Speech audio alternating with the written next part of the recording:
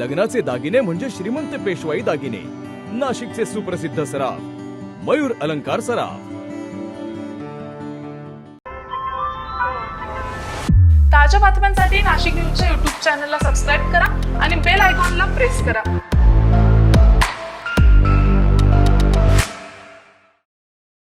नाशिक विधान परिषद स्थानिक स्वराज्य संस्था मतदारसंघाच्या निवडणुकीत मोठा राजकीय उलटफेर पाहायला मिळालाय.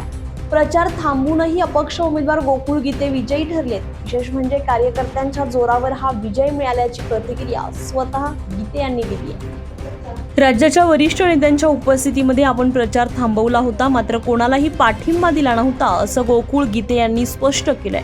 प्रचार थांबवल्यानंतर कार्यकर्त्यांमध्ये मोठा उद्रेक झाला होता. कार्यकर्त्यांनीच पुढाकार घेत प्रचार सुरू ठेवला आणि भाऊ तुम्ही घरी बसा, आम्ही तुम्हाला निवडून आणू असा विश्वास दिला. गीते घरी असताना कार्यकर्त्यांनी ही निवडणूक पूर्ण ताकदीने लढवली आणि अखेर हा विजय. पहिली प्रतिक्रिया आहे राज्याच्या वरिष्ठ 3 मंत्र्यांच्या उपस्थितीत मी या मतदारसंघातला प्रचार थांबवलेला होता, पण मी माझा पाठिंबा कोणाला दिलेला नव्हता. ही प्रक्रिया आपल्या सगळ्यांना माहित आहे. त्या पाठिंबा न देण्याच्या दिवशी किंवा त्या दिवशी माझी बाईट झाली, मी प्रचार थांबवतो, त्याच दिवशी माझ्या कार्यकर्त्यांचा उद्रेक पण आपण या ठिकाणी बघितलेला होता.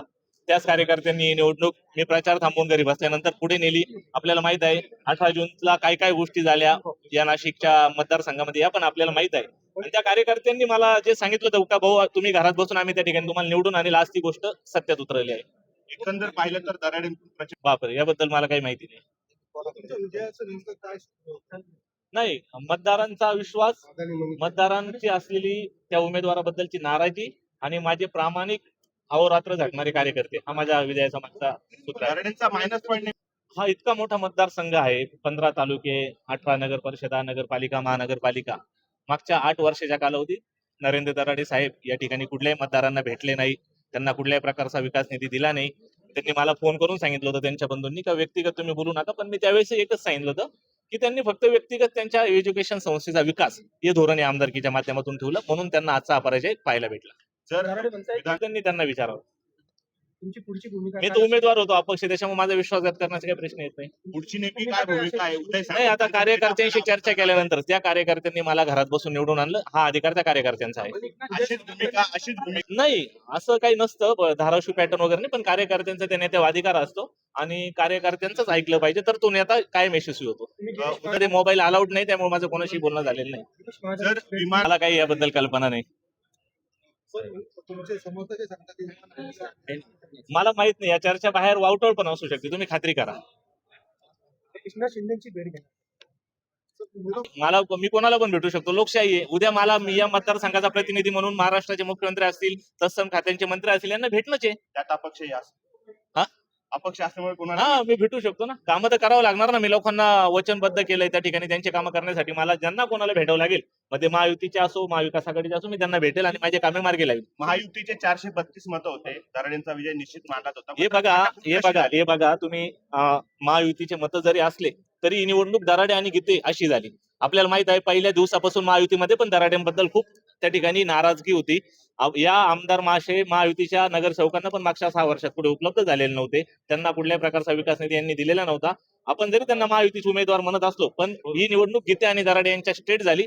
आणि त्यात आता मला महाविकास आघाडी, मी पहिले सांगितलं का मला मालेगावचे असे पैसे, आपले मालेगावचे माझे आमदार इस्लाम पार्टी त्यांचे मतं आणि महाविकास आघाडीचे मतं यांनी पहिल्यापासून त्यांची भूमिका माझ्या मागे स्पष्ट ठेवली. त्याच्यामुळे मला ताकद आली आणि नंतर माझ्या कार्यकर्त्यांनी मला घरात बसून केलेला प्रचार या विजयामागचं गणित आहे. खरं तर या जागेवर ही जागा गणेश भाऊंचीच होती आणि महायुतीमध्ये ही जागा भारतीय जनता पार्टीने खेचून आणायला पाहिजे होती, पण त्या ठिकाणी असं काही झालं नाही. आपल्याला माहित आहे 31 मेला ही जागा वाटपात शिवसेनेला गेली आणि त्यानंतर कार्यकर्त्यांनी माझ्यावर जो प्रचंड प्रेशर आणला की आपल्याला त्या ठिकाणी निवडणूक लढवायची आहे, आणि मग मी 1 जूनला अपक्ष फॉर्म त्या ठिकाणी सादर केला. काढलं होते, आपल्याला पण माहित आहे. तू म्हातारा झाला का, तुला अजून निवडणुका लढवायला कालावधी आहे, असं पण ते त्यांचे बंधू बोललेले होते. पण आता माझा त्यांच्याबद्दलचा जो यवदावा होता तो संपलेला आहे. मला लोकांनी त्या ठिकाणी मतदारांनी विश्वास टाकलाय, मी त्या विश्वासाचं स्वागत करेल आणि भविष्यात त्यांच्या कामासाठी अहोरात्र झटेल एवढंच सांगतो.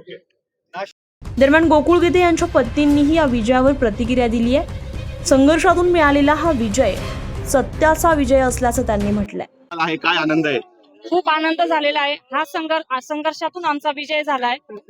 खरंच पाहायला गेलं तर हा सत्याचा विजय झाला आज.